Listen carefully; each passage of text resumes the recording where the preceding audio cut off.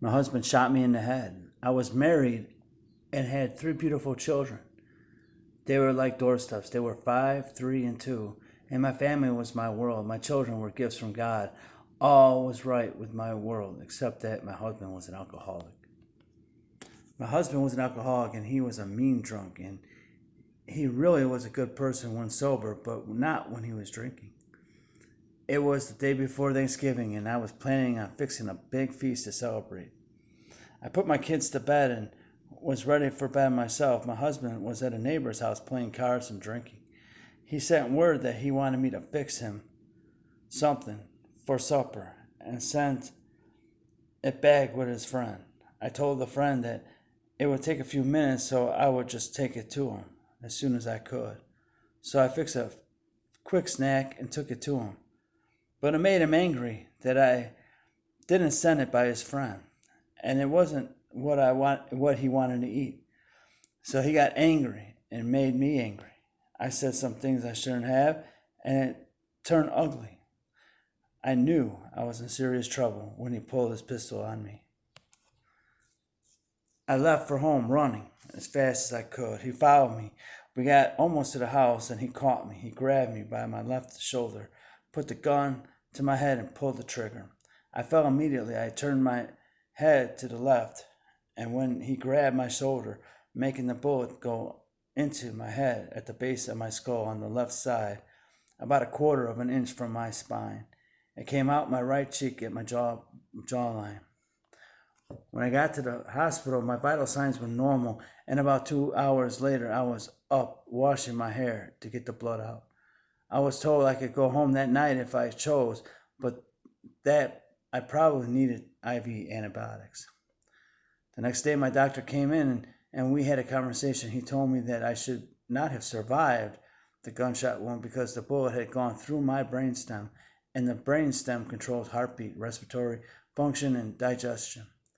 And he said that having survived, I should be paralyzed from the neck down, but I am not. When this happened, I prayed to live and be able to raise my children, and I was able to do that. And now I have 6 grandchildren, another on the way this summer 2020. I have been truly blessed. How I came to know Jesus. I was 6 and in the first grade, just a normal country kid growing up in Tattale County, Georgia. I spent a lot of time helping Mama in the kitchen. I already did the baking because Mama didn't like to bake at all. But Daddy loved desserts, so someone had to bake. And I love baking, so I bake cakes frequently. This particular day, I burnt my finger when I took my cake layers out of the oven. It was a small 2nd-degree burn, but it really hurt. That night, I went with my aunt to church. They were having a revival, and the preacher preached about fire and brimstone. And he told us how hot hell would be and that it would last for eternity. Well, I knew how bad a burn hurt firsthand because my finger was throbbing. The more he talked about hell, the more my finger throbbed. Then he told us that God had prepared a place for us in heaven where there would be no pain.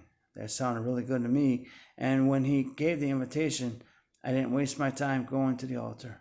I wanted to know I would have a place in heaven. And I thank God that I do. Salvation does not make a person perfect, but we are saved. I can't say I have lived a perfect life. I haven't. I sinned, but I ask for forgiveness. And I know that I'm forgiven. Then to live as I believe. How to have true Bible salvation? Number 1, you must admit you are a sinner. We have sinned with our fathers. We have committed iniquity. We have done wickedly. Psalm 106:6. Number 2, God is the Savior. See now that I, even I, am He, and there is no God with me. I kill and I make alive. I wound and I heal. Neither is there any that can deliver out of my hand. Deuteronomy 32:39. Number 3, trust Jesus Christ, and it shall come to pass that whosoever shall call upon the name of the Lord shall be saved. Acts 2:26. Receive Christ today. Behold, now is the accepted time. Behold, now is the day of salvation. 2 Corinthians 6.